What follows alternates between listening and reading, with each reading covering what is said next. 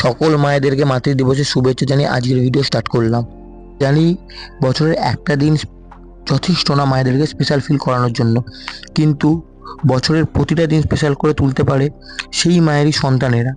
একটা দিন না, বছরের প্রত্যেকটা দিন যেন সমস্ত মায়ের কাছে স্পেশাল হয়, এটাই আশা করি।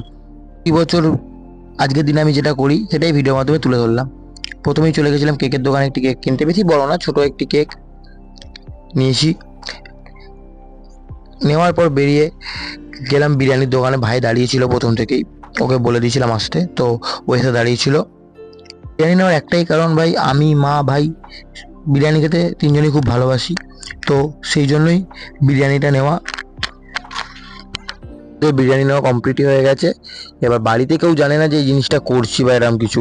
তো নিয়ে গিয়ে যখন মাকে কেকটা দেখাই, মা তো বলে কি কি করছে। দেখালাম। তারপর কেক ছিল এরকম দেখতে, অল ওভার লুক তোমরা দেখে নাও। এটা দেখতেও যেমন চকলেটি, খেতেও তেমন চকলেটি, খুব সুন্দর ছিল। তো প্রথমে মা কেক কাটেনি, প্রথমে আমার ঠাকুমা কেক কেটেছে।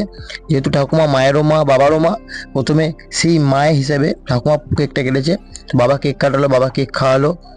ঠাকুমা খুব খুশি হয়েছিল এই দিনটাকে এরমভাবে সেলিব্রেট করাতে। তারপর মা কেক কাটলো এবং মাও খুব খুশি হয়েছিল এই দিনটা এরমভাবে উপভোগ করতে পেরে, কারণ সারা বছরই তো তারা এত খাটে, এত কিছু করে। তারপর মা কেক কেটে ভাইকে খাওয়ালো।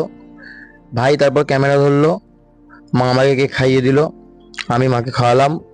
তো একটা কথাই বলবো, শুধুমাত্র একটি দিন না, প্রতিদিনই মায়ের জন্য স্পেশাল করে তোলো। তার জন্য স্পেশালভাবে কিছু করার দরকার নেই। তাদের প্রতিটি কথা শোনো, তাদের যেগুলো খুশি হয় সেগুলো করো। কোনো কথা বলো না যেটা তাদের মনে কষ্ট লাগে বা তাদের মনে আঘাত লাগে। তো দেখা হবে খুব তাড়াতাড়ি নতুন ভিডিওতে।